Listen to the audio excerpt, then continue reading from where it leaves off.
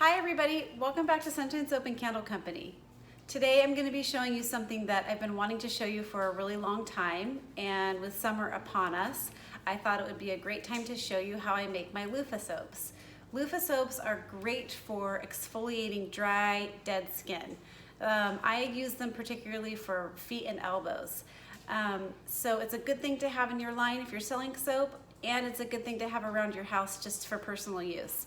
So we're going to jump right in. The first thing that you want to do is prepare your loofah. So this is a loofah round that I purchased from Nature's Garden Candles. You can purchase loofahs from any soap supply company. That's just where I happened to get it this last time. And it's really hard, and it's very hard to cut through. But once you soak it in water, it does become a lot more soft and easy to cut through. So also, loofah is a natural product, so it does have seeds in here. So we soak it for two reasons: to get it more pliable so we can cut it, and also to get any of those seeds out. Here's my bowl of water that I'm going to be putting the loofah in, and I'm just going to go ahead and soak this round in here.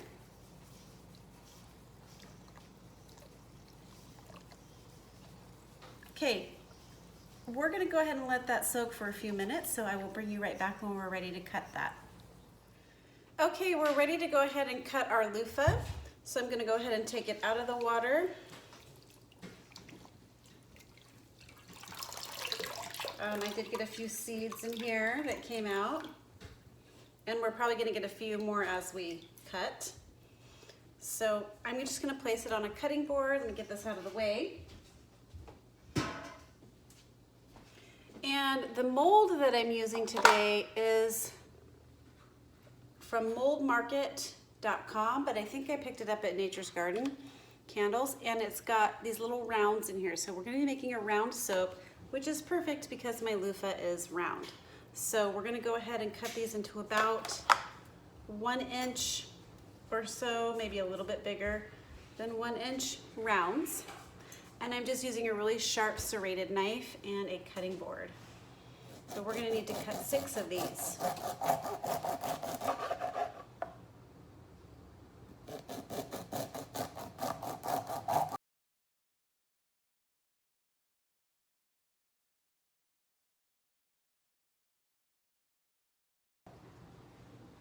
Okay, so there's my 6. And then I'm going to go ahead and place them into my mold. So I'm just going to pop them in there.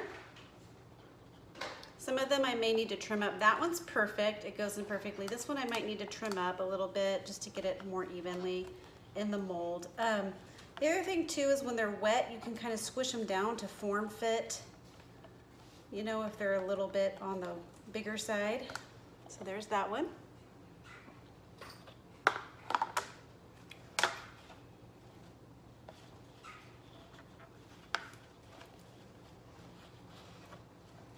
And there's this one. And I'm going to spritz these down with 91% rubbing alcohol and set them aside. There's a little seed right here. Let me grab that.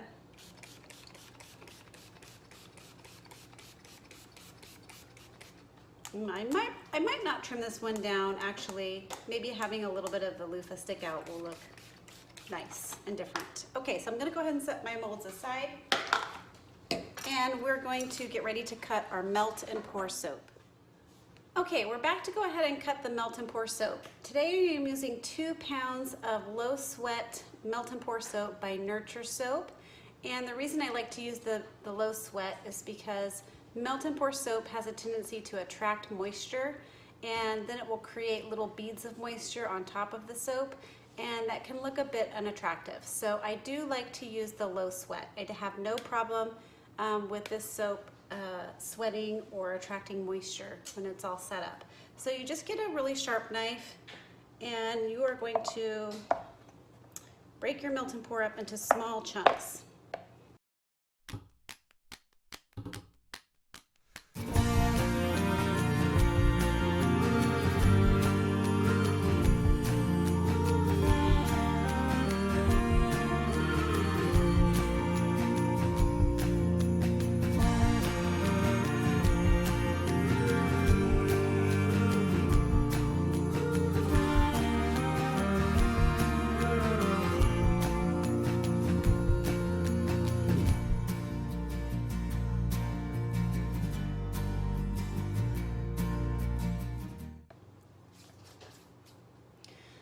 Okay, so we are done cutting it, and I'm going to go ahead and add in one more thing to my soap. I am using an additive in my melt and pour soap. This is something that you can do, but it is a little bit tricky because everything you add to your melt and pour soap does take away from the actual lather of the soap. Melt and pour soap, generally speaking, has a really good lather. So if you are not overdoing it on your additives, you probably will be okay. So I try not to go above a 1% when I'm using additives, but I would really like to add some cocoa butter to my melt and pour soap just to add that extra bit of moisture. So for 2 pounds, a 1% is roughly 0.3 ounces. So I think I'm gonna go up just a smidge on this to a 1/2 ounce per 2 pounds of melt and pour soap. So here's my raw cocoa butter. I'm just gonna weigh out a 1/2 ounce. That's 0.7. I'm gonna cut a little bit off of there. That's 0.6. Okay, that's 0.5. I'm gonna go ahead and pop this in here as well. And then we are going to microwave this whole thing in 30-second increments until it's all the way melted down. So I will bring you back when my soap is melted down. Okay, we are back, and the melt and pour soap and cocoa butter is all the way melted down. That took about 3.5 minutes or so on short bursts. Okay, so then the next thing that we're gonna do is go ahead and add the colorant and the fragrance oil. So today I'm gonna be using Coral Mica from Brambleberry. I've had this sample hanging around for a long time. I just thought it was a nice bright color. And we're gonna be mixing that with Tangerine Wow, I think. I'm gonna put this in first, see how I like it, and if I wanna brighten it up, I'll put in some Tangerine Wow by Brambleberry. That is gonna be paired with the fragrance Nature's Garden Bite Me. And this fragrance smells so good. It smells a lot like cherry 7-Up to me. Just very fruity, effervescent, and it's got cherry notes in it. So that's what we're gonna be doing. We're gonna be going ahead and adding in, I'm gonna set this on the scale, tear it out. So I'll be ready to add in my fragrance. Okay, so first thing I'm gonna do, now you don't wanna add too much. You don't need a lot in melt and pour anyway, but you want this fragrance to, you want this soap to stay pretty clear so you can see the loofah. So I'm adding about 1/4 teaspoon,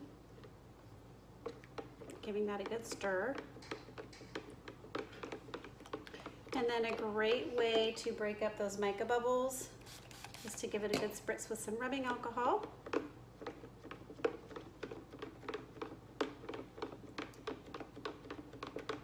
Okay, that's a very pretty color. I think I'm going to be adding a little bit more. I don't think I'm going to be using any of the Tangerine Wow, just because that's such a beautiful color all on its own. Okay, I'm going to be putting in just a little bit more, maybe another 1/4 teaspoon or so, and stir.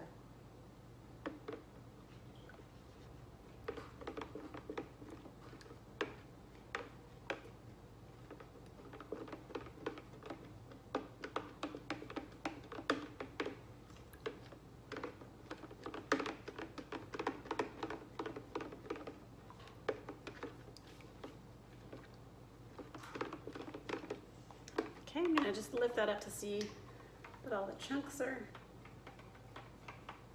blended in. You do have to thoroughly blend. I may switch to my little whisk here to get all those little mica chunks out.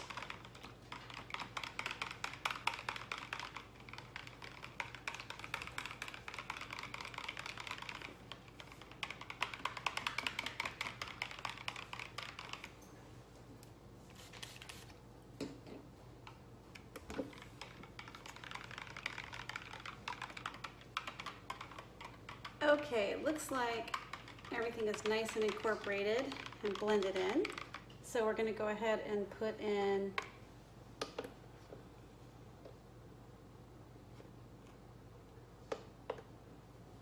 one ounce of the Bite Me fragrance oil.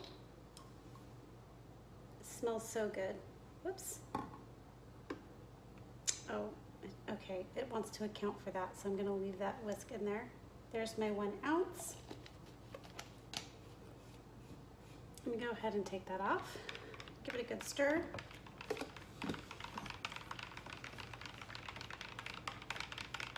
It smells really good.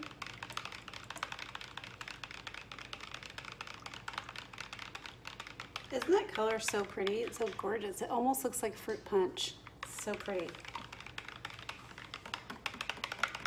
Goes perfectly with that fragrance.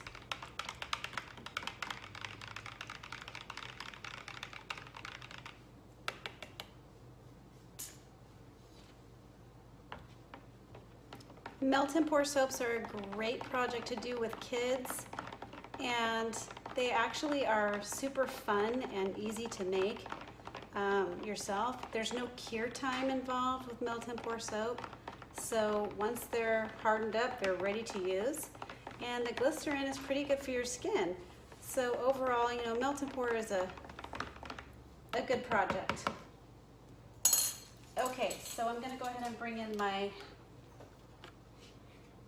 molds.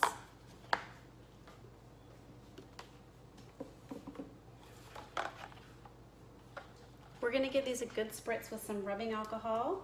This is going to help the soap adhere to the loofah. And then I'm going to pop the bubbles in here, and then we're going to pour slowly right in the loofah.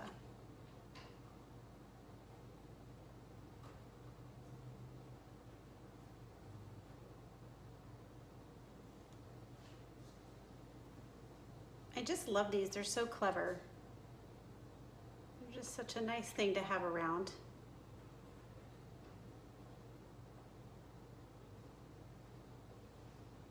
So you can see just the variances. Some of the loofahs are a little bit thicker because they're hand cut, but it looks nice, especially when they're all together. It's a handmade product, so they're not all going to look perfect. And sometimes it is nice to have a little bit of the loofah sticking out of the soap.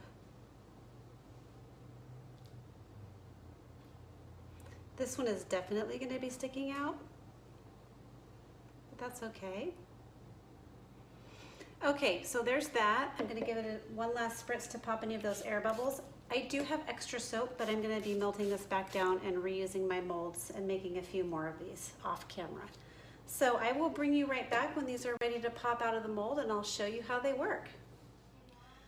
Okay, we're back to go ahead and unmold these loofah soaps, and they've been sitting overnight. So let's go ahead and get these pulled out.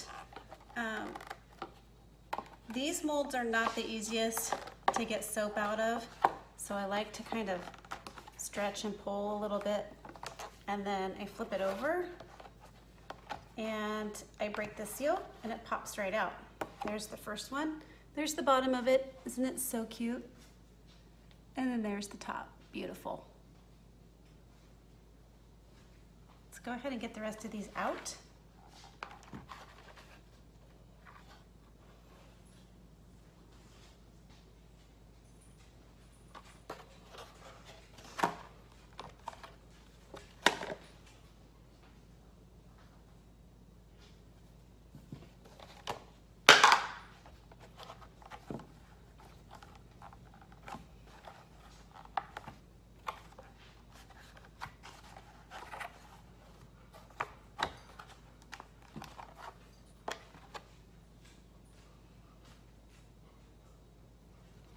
They smell so good. They smell so good. Just fruity, perfect for summer. So now this one doesn't want to come out.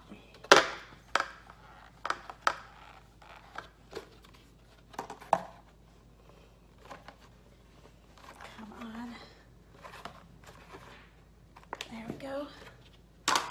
This is the one that had the loofah sticking out of the top, and that looks pretty too. Okay, I'm gonna go ahead and take you over to the sink and show you how these work.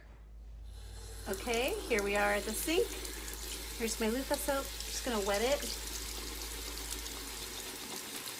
And we're gonna give it a good scrub.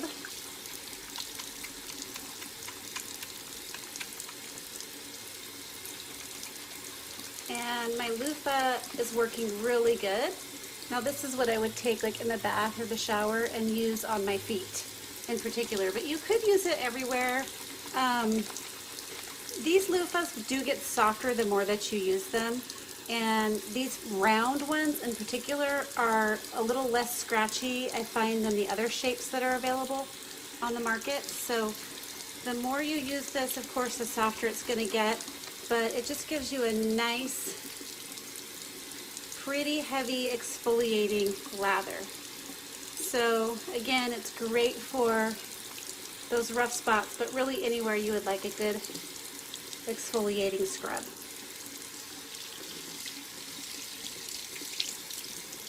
Okay everybody, and that's how you make melt and pour loofah soaps with a little cocoa butter. Hope you enjoyed this video. If you liked it, if I inspired you, please give me a thumbs up, like, comment, subscribe, and share with your friends. Catch you on the next video.